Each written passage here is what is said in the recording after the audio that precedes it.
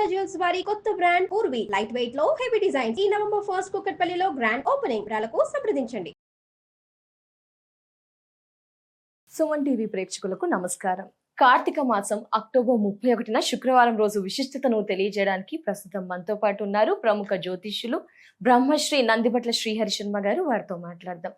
గురువు గారు నమస్కారం. గురువు గారు, వాగర్థావివ సంపృక్తౌ వాగర్థ ప్రతిపత్తయే జగతః పితరౌ వందే పార్వతీ పరమేశ్వరౌ ఆదిత్యాయ చ సోమాయ మంగళాయ బుధాయ చ గురుశుక్ర శనిభ్యశ్చ రాహవే కేతవే నమః.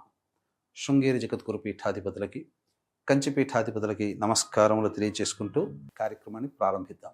గురుగారు, మరి కార్తీక మాసం అంటే ప్రతిరోజు పండగే. అక్టోబర్ 31 శుక్రవారం యొక్క విశిష్టత, ఏం పూజ చేయాలి, ఎలాంటి పరిహారాలు పాటించాలి, ఆ రోజు యొక్క గొప్పతనం, విశిష్టత తెలియజేస్తారా గురుగారు? తప్పకుండానమ్మా. కాకపోతే ఇప్పుడు మనకు ఈ సంబంధించినటువంటి అక్టోబర్ 31వ తారీఖు రోజున నవమి తిథి ఉంది.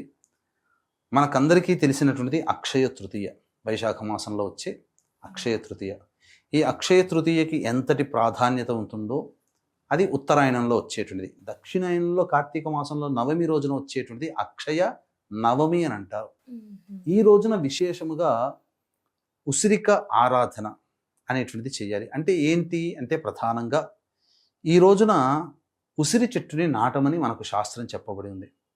అంతేకాకుండా ఉసిరిక దీపాన్ని వెలిగించమని మనకు చెప్పబడి ఉంది దేవాలయంలో. కానీ ఇక మరీ ముఖ్యంగా గమనించుకున్నట్లయితే ఉసిరిక చెట్టుని నీడలో ఎవరైతే, ఏ వ్యక్తి అయితే లింగ ఆరాధన అంటే శివలింగ ఆరాధన, అలాగే సాలగ్రామ ఆరాధన చేసి తదనంతరం ఆ యొక్క శివలింగాన్ని సాలగ్రామాన్ని సద్బ్రాహ్మణునికి దక్షిణతో సహా దానం ఇచ్చి ఎవరైతే పంక్తి భోజనము చేస్తారో, అనగా ఈ సంబంధించినటువంటి వనభోజనం అని అంటారు కదా, ఆ వనభోజనంగా బంధుమిత్రాదులతో చేస్తారో అటువంటి వాళ్ళకి సంబంధించినటువంటి సకల పాపములు నశిస్తాయి అని చెప్పి మనకు ఈ రోజున చెప్పినటువంటి శాస్త్రంలో చెప్పబడి ఉంది. కాబట్టి వీక్షించేటువంటి సుమన్ టీవీ ప్రేక్షకులు కూడా ఈ రోజున కూడా సవివరమైనటువంటి విధానాన్ని అనుసరించి ఆచరించండి. దైవానుగ్రహాన్ని పొందే ప్రయత్నం చేస్తూ తరించండి. అక్షయ తృతీయ ఎంతటి పుణ్యప్రదమైనటువంటి తిథినో, అక్షయ నవమి కార్తీక మాసం కూడా అంతే పుణ్యప్రదమైనటువంటిదిగా మనకు శాస్త్రంలో చెప్పబడింది. ఇది పురాణాంతర్గతమైనటువంటి విషయము. ఉత్తరాది వాళ్ళు ఈ యొక్క నియమాన్ని చాలా బాగా పాటిస్తారు. కానీ ధనమే పరమావధిగా ఉన్నటువంటి ఈ యొక్క అక్షయ తృతీయ రోజున అందరికీ జనవ్యాప్తమైంది ఈ యొక్క పుణ్యతిథి గురించి.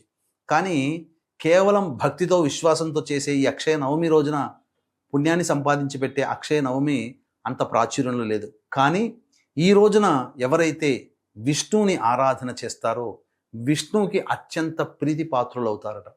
అంటే విష్ణువుకి ప్రీతిపాత్రమైనటువంటి విధానంలో ఏ విధంగానైతే ఏకాదశి తిథి, ద్వాదశి ఆరాధన ఇలా కొన్ని చెప్పబడి ఉన్నాయో, ప్రత్యేకించి కేవలం కార్తీక మాసంలో వచ్చే శుద్ధ నవమి రోజున విధి విధానాన్ని అనుసరించి ఎవరైతే పాటిస్తారో వాళ్ళకి విష్ణు యొక్క అనుగ్రహం సంపూర్ణంగా కలుగుతుంది. విష్ణు అనుగ్రహం కలిగిందంటే ఏంటంటేనమ్మా, ఉద్యోగం లభిస్తుంది, ప్రతి పనులలో విజయం ఉంటుంది, శత్రువులు అనేటువంటి వాళ్ళు లేకుండా పోతారు, శత్రుంజయుడు అవుతారు, సకల కార్యసిద్ధి జరుగుతుంది, అనుకూలంగా అందరూ మెదులుతారు.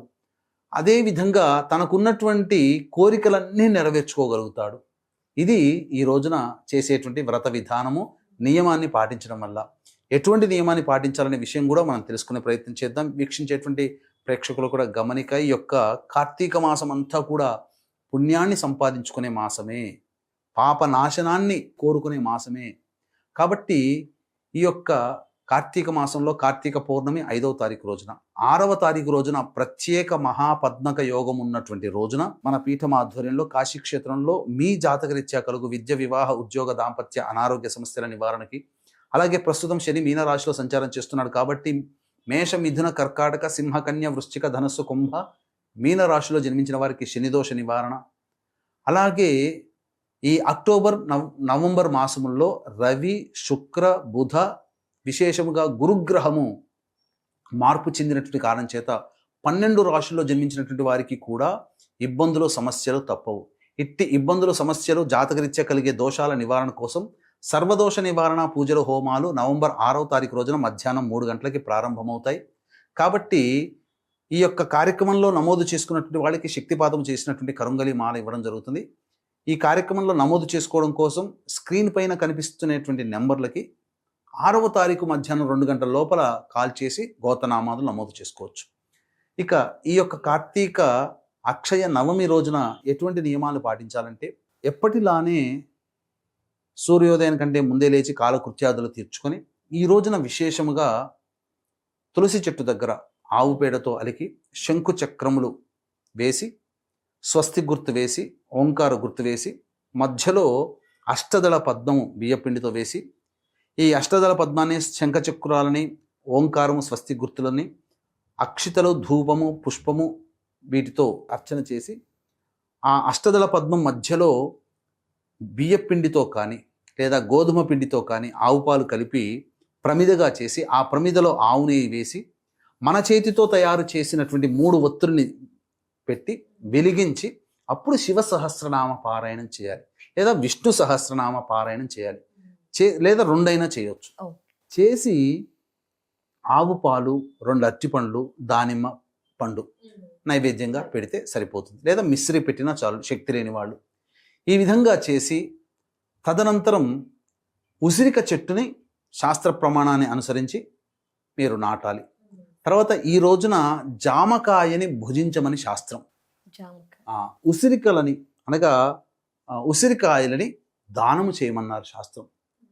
ఉసిరి దీపము కూడా ప్రదోషకాల సమయంలో శివాలయంలో కానీ లేదా 2 ఆలయంలో విష్ణు ఆలయంలో కానీ రావి చెట్టు దగ్గరనైనా కానీ ఉసిరి దీపాన్ని వెలిగించమని చెప్పబడి ఉంది. ఈ ఉసిరి దీపాన్ని వెలిగించేటప్పుడు చాలామంది పైన పొట్టంతా తీసి లోపల గింజ తీసి అందులో ఆవు నెయ్యి వేసి ఒత్తి వేసి చేస్తారు. ఇది నిమ్మకాయ డొప్పలతో చేసిన విధానంగా కాకుండా పైన ఏ విధంగా తీయకూడదమ్మా, చెక్కు తీయకూడదు, ఉన్నది ఉన్నట్టుగానే పెట్టి తొడిమ ప్లేస్లో బొడ్డు ఒత్తి కానీ లేదా పువ్వొత్తి కానీ పెట్టి ఆవు నెయ్యిలో ముంచినటువంటి దాన్ని పెట్టి వెలిగించి ఆ యొక్క రాజ గోపురం ఉంటుంది కదా, ప్రధాన ద్వారము, ఇటువైపు అటువైపు ఉసిరి దీపాన్ని వెలిగించడం. దేవాలయంలో అలాగే గాలి గోపురం ఉండేటువంటి విమానస్థానంలో అక్కడ వెలిగించడం, లేదా దేవాలయంలో ప్రత్యేకంగా దీపారాధన చేసే దగ్గర వెలిగించడం, అలాగే దీప ప్రజ్వలన చేయడం. ఈ విష్ణు ఆలయంలో శివాలయంలో సాలగ్రామము మరియు శివలింగ దానము చేయడం అనేటువంటిది విధి విధానంగా చెప్పబడి ఉంది. ఈ విధంగా ఎవరైతే చేస్తారో మానవులకి ఆ దీపపు కాంతిలో ఎంతసేపు అయితే ప్రసరిస్తుందో తమ యొక్క జాతకంలో ఉన్నటువంటి దోషాలన్నీ ఆ విధంగా తొలగిపోతాయమ్మా. అంటే ఏం చెప్పబడిందంటే, కార్తీక మాసంలో దీపానికి ఎందుకు అంత ప్రత్యేకత అంటే, ఆ దీపపు వెలుగుల్లో చిక్కుకొని మరణించినటువంటి కీటకానికి కూడా మోక్షం ప్రసాదించబడుతుందట. ఈ యొక్క కార్తీక మాసంలో దీపం వెలిగించడం మనకు చేయకపోయినా ఆ వెలిగించే వ్యక్తిని, దీపం విధానాన్ని కనుక మనం చూసినా వెలిగించిన ఫలితమే కలుగుతుంది. కాబట్టి అన్ని దేవాలయాల్లో ఈ రోజున దీపారాధన చేసే ప్రయత్నం చేయండి. ఆవు నెయ్యితో కానీ, నువ్వుల నూనెతో కానీ, అవిసె నూనెతోనైనా కానీ దీపారాధన చేయండి. హీనపక్షంలో ఆముదముతో నూనెతోనైనా చేసినా పుణ్యమే కలుగుతుందని మనకు శాస్త్రంలో చెప్పబడి ఉంది. కాబట్టి ఇట్టి అవకాశాన్ని ఎవ్వరూ జారవిడ్చుకోకుండా ఈ అక్షయ నవమి రోజున విశేషంగా అన్నదాన కార్యక్రమం చేయండి. శక్తి కొలది బీదలకి, అన్నార్తులకి అన్నదానం చేయండి. అలాగే ఎవరికైనా ఆకలిగా ఉన్నటువంటి వాళ్ళకి బన్ను, బిస్కెట్ ప్యాకెట్లు దానం చేయండి. వస్త్రదానం చేయండి. పైగా వచ్చేది శీతాకాలం కాబట్టి ఎవరికైనా రగ్గులు ఇట్లాంటివి మనం పంచినా అంతే పుణ్య ఫలితం దక్కుతుంది. కాబట్టి ఏమాత్రం సందేహం లేదు, ఈ కార్తీక మాసమంతా మనము పుణ్యాన్ని సంపాదించుకునే మాసం అమ్మ. ఇప్పుడు పాపాన్ని పొందిన తర్వాత ఆ పాపాన్ని లెక్కించడానికి మనకు అందరికీ తెలుసు చిత్రగుప్తుడు, యముడు ఉన్నాడని. కానీ పుణ్యాన్ని లెక్కించడానికి దేవతలకి కూడా సమయం సరిపోదట ఈ కార్తీక మాసంలో చేసుకున్నటువంటి పుణ్య ప్రభావం వలన. కాబట్టి వీలైనంత వరకు అందరూ కూడా ఈ అక్షయ నవమి 31వ తారీఖు రోజున, ఈ రోజున మీరందరూ కూడా ఇంట్లో చేతనైనంతగా ఎవరికైనా మీరు మీ యొక్క శక్తి కొలది సంపాదించిన దాంట్లో మొత్తం పెట్టమని కాదు, సంపాదించిన దాంట్లో 5వ వంతు శక్తి అనేది వినియోగించండి. ప్రతి నెల 5వ వంతు చేస్తున్నారు అనుకోండి, రెట్టింపుగా 10% మీ సంపాదనలో దాన కార్యక్రమం ఈ అక్షయ నవమి రోజున చేయండి. అద్భుతమైనటువంటి యోగం కలుగుతుందని చెప్పడంలో ఏమాత్రం సందేహం లేదు. అలాగే కార్తీక మాసంలో ఈ యొక్క 6వ తారీఖు రోజున పద్మక యోగం ఉన్నటువంటి రోజున మహిమాన్విత కాశీక్షేత్రంలో మీ జాతకరీత్యా కలుగు అన్ని రకాల సమస్యల నివారణకి సర్వదోష నివారణ పూజల హోమాలు జరిపించి శక్తిపాతం చేసిన కరుంగలి మాల ఇస్తారు. అవకాశం ఉంటే ఈ కార్యక్రమంలో కూడా మీ గోత్రనామాదులు నమోదు చేసుకోవచ్చు. తప్పకుండా గురుగారు, ధన్యవాదాలు గురుగారు. అక్షయ నవమి యొక్క ప్రత్యేకతను చాలా చక్కగా అద్భుతంగా వివరించారు గురుగారు. ధన్యవాదాలు. సర్వం శ్రీ ఉమామహేశ్వర పర బ్రహ్మార్పణమస్తు.